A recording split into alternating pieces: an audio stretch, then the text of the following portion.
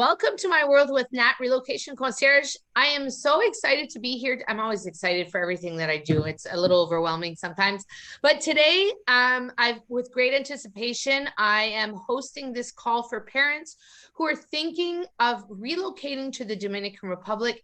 They want to put their kids in school and they're not sure where. And this is our second in the series, and we are hosting Katsi and Isaac from the European School of the DR. Thank you so much for being here today. Thank you, Nat, for having us. Oh my gosh, so excited. So parents, if you have the question, drop them in the chat. I'm going to go ahead and take those questions as we go along. But I want to leave the floor to you guys and tell us, please, for those who have not met you yet, how was the European School born? Where is the inspiration come from? And what can parents expect when they come to your school? All right. So it's a long story. It's a long story. Give us the short version. All right. The short version. So we were living in France in 2000, from 2017 to 2009, the end of 2019. And we decided to come back to Cabarete. We met here, and we decided that we wanted to have this kind of life, this kind of standard of living. We decided to come back, and there was the question of where our son would go to continue his education, a good standard, and especially to follow the French system. So we decided we came the 1st of January 2020, and we decided he will enroll half day in a local school in Spanish, and then we had a tutor for him to follow the French education. Okay. And then we decided that we realized there might have been other families in the same situation, French families. So we decided to create a small French school, just half day. And then we realized that there was also a lack of good standard education, like high standard education in Spanish in the area. So that's how it became the European School. Fantastic. And we started in 2020, September 2020. So now you can study in Spanish and English or Spanish and French. We have the 3 sections in Spanish, French, and English. And also because, we are both teachers for 15 years. 15 years. Yeah. So we really know which kind of education, which kind of instruction we want to give to the kids, so they can be smart, they can be happy, they can progress. So it's like a full international experience we had, and we are pretty good at recruiting very good teachers too. So we have a great team, and we work with the European academic program. So yeah, that's how it started. We started with 17 kids 1.5 years ago, and now we have almost 50 kids. So yeah, it's growing. So as a parent, obviously this is a really unique opportunity for education. So do the students need to have a base in Spanish or French as a second language, or can they sort of be enrolled as beginners? They can be beginners. For example, right now we have 2 new students. They are coming from Israel, and they don't speak. I mean, they speak a little bit of English. A little bit of English, but they speak the language Hebrew. Hebrew, yeah. They speak Hebrew. Yeah, okay. So it's not like a lot of connection there. It's not like So they're studying in English and Spanish. So at the beginning, of course, it's like a little bit hard, because it's challenging. It's challenging because there is a period of adaptation. But a few months ago, it's like the kids start to understand everything and to express his idea, and at the end of the year they can express themselves, write and understand and use the language and communicate. The language is not an objective; it's a tool for Perfect us. tool. So one of the questions I've gotten from parents is, when can registration start? Is there a registration period, or can it happen at any time? Mhm. So yeah, the enrollment is available throughout the year. Um, we have starting dates for the school year. The important thing is, of course, space is limited. So we have small groups of 12 students. And even though enrollment is available throughout the year, there might be the moment where there's no more space. So the So if students, their grade is full, you won't be able to take them. exactly. Okay, so that's really important to know, parents. If you want to register, you have to do it sooner than later. Yeah. Yes. So what does that, one of the questions that I've also received was, what does a typical day look like? So what can parents expect their student or their kids to be experiencing, from morning till afternoon? Yes. So the day starts at 8:15. So the kids come with the parents or with the school bus. We have a school bus also coming from Sosua to Cabarete. They begin the day and they study the different subjects. So it's like 1 hour per subject. So like first language, so it can be English or French or Spanish, math, science, history, geography, sports, English as a second language, special project for the kids who already speak English. So all the subjects you can find in any, elementary school. It's just the difference is that some of the subjects are in Spanish and some of the subjects are in English or French. Okay, following the academic program of France, Spain. England, and Spain. So at 8:15 they start the day. At 11:15 they go to have lunch. And in the morning they have a 20 minutes break. So the break is with it's with the teachers, so they can be, playing football or, going to the library or sometimes socializing, or they can go to the beach with the teachers, like a 20 minutes breaks on the beach. And they love to do, small houses with wood, and yeah. Cool. Oh my goodness. And it's such a great beach too. Oh it's yeah, so picturesque. It's so beautiful. It's super, it's wonderful. And then they have lunch and they play together, they speak all the languages. It's like crazy. And it's really a moment very good to develop a friendship and languages.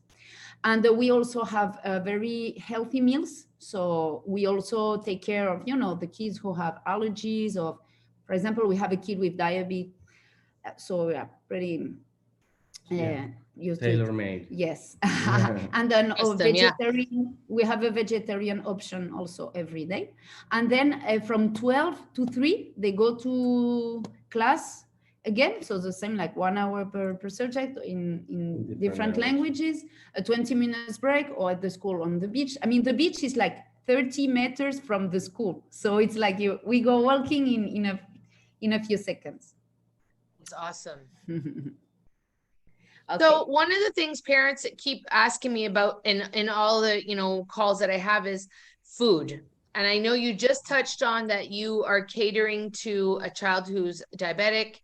You have a vegetarian option. What does that look like the food option? And is that included in your pricing, or is that an extra cost to parents on a monthly basis?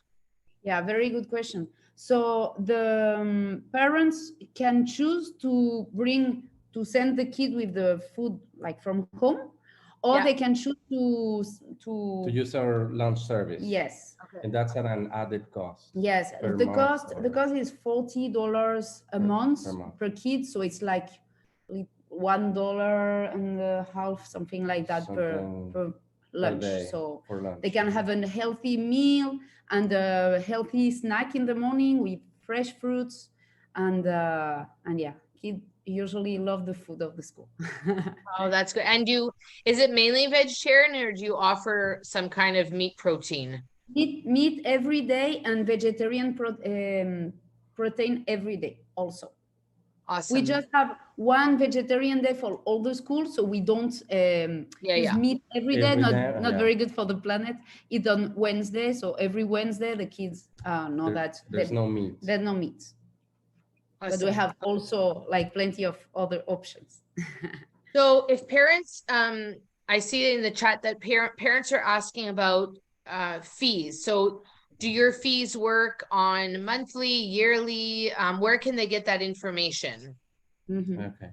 Yes, we have a section in our website with all the information, and that can be, there are two, or they can choose to complete the payment in 2 or 3 installments throughout the year. Okay, perfect. And the description, there are the dates for everything. Yeah, and also we have an enrollment fee. So the parents can secure their spot with this enrollment fee, for example. Exactly. And so, for example, every year we have like a oferta. A waiver. A waiver. So if the registration is done before April 15th, there is no registration fee, no enrollment fee. It's okay, perfect. So little incentive. Yes, exactly. Cool. And then, for example, if they want to join for next school year, they can complete the first installment of the fee. Yeah. And then they don't have to complete the enrollment fee.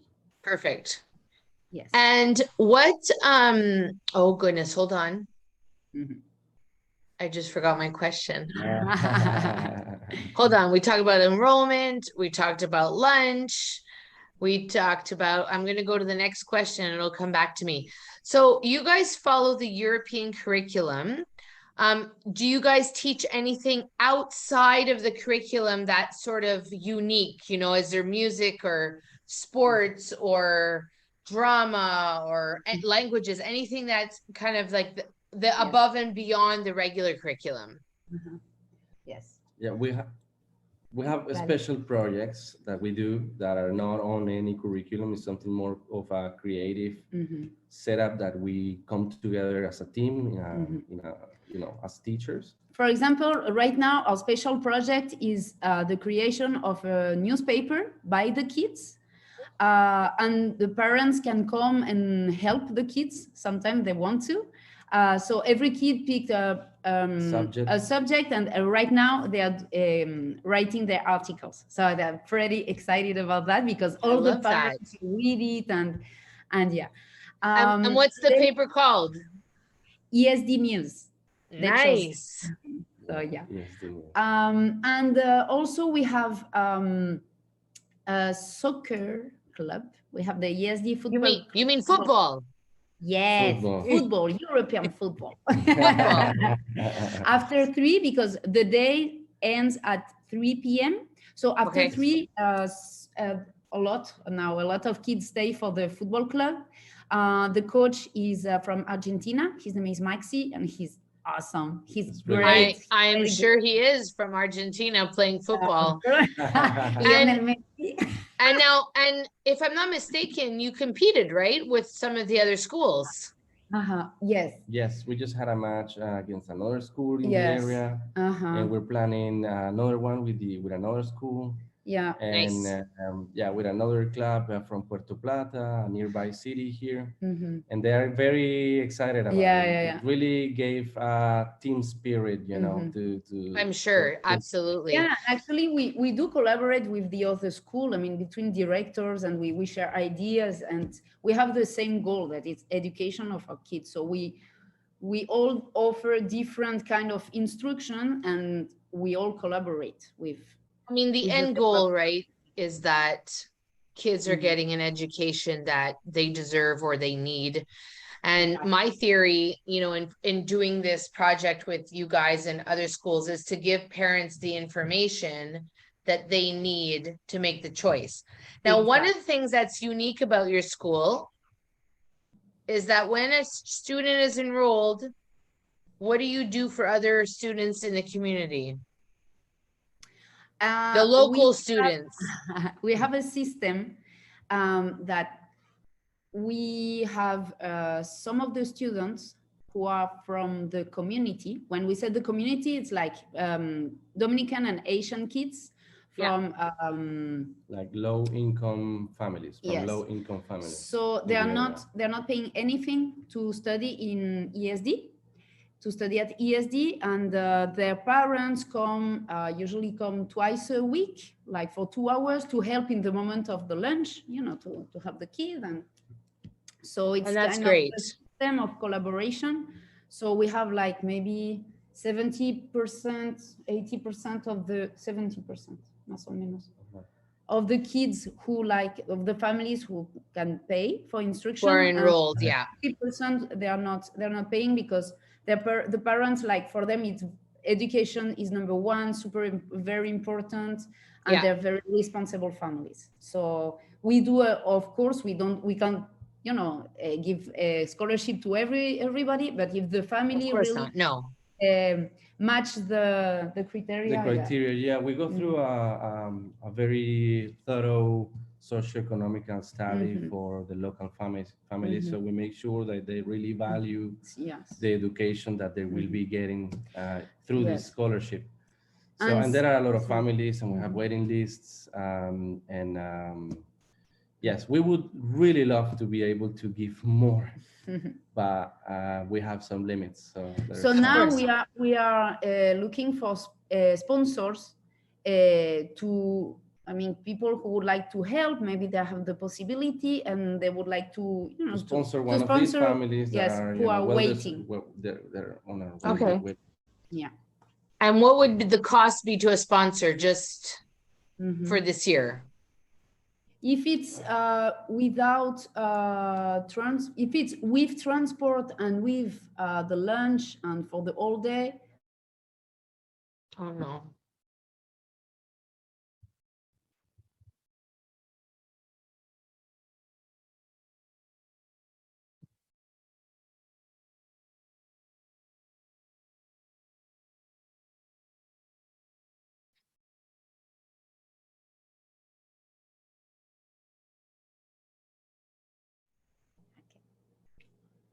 So if somebody wanted to sponsor Kathy, a student, what does that look like?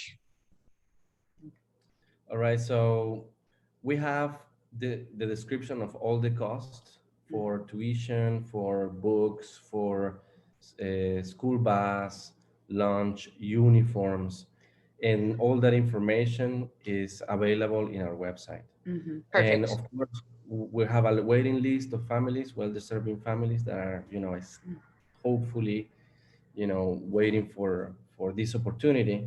And we have every dossier of every family that we have, you know, in our waiting list, and they can get to meet them. They can come and visit. Nice. And them and who they are sponsoring. Connect.